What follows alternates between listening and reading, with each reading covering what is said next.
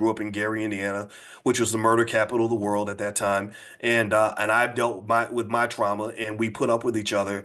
And I don't dump her and go marry Becky because I really want to commit to a black woman. When I chose to get married, I knew that marriage was the greatest investment I would ever make in my life. It's more of an investment than any amount of money I've ever put out, any job I've ever done.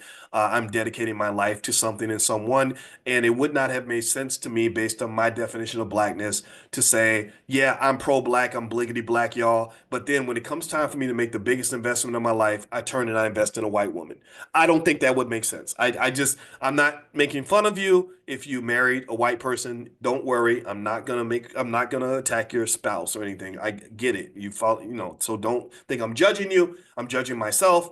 Um, but to me, I would feel weird standing up talking to you every day if I'm like, oh, by the way, my wife Becky just walked in. Everybody say hi to Becky, and like it just seem kind of weird because it would be kind of me honestly kind of telling black women like, hey, yeah, you're kind of cool, but when it came time for me to really, really pick somebody, I had to go with her, right? That would just I would not blame you if you were offended by that.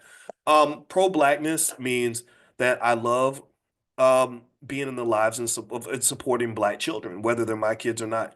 Every black child that needs a daddy, I'm like if they had like Rent a Dad or something, some kind of service like Daddy on Demand, like DOD, like that would be me. Like I love being a dad.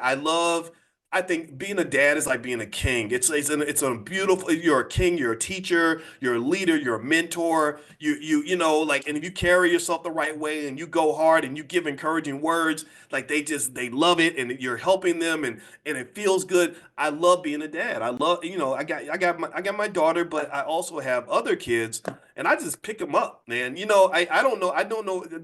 Some guys were making fun of me. They thought they called it simping, like that I love my wife's kids, but I was like, I don't think that's simping. I think kids are great. Black kids are awesome, right? So that to me is my definition of being pro-black.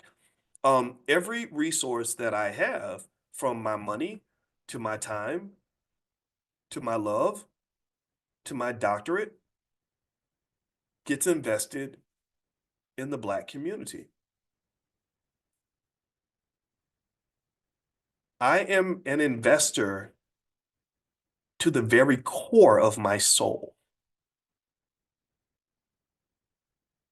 When I say the word investing,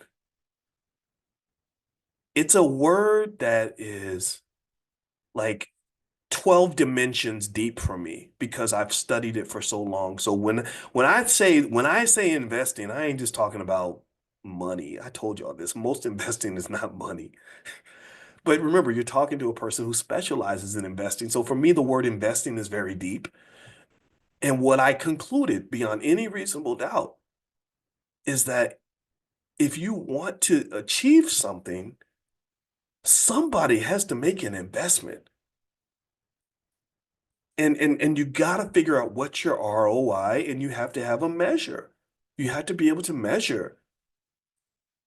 If you want an outcome, someone has to make an investment. You have to measure how much was invested, and you have to measure the return on investment.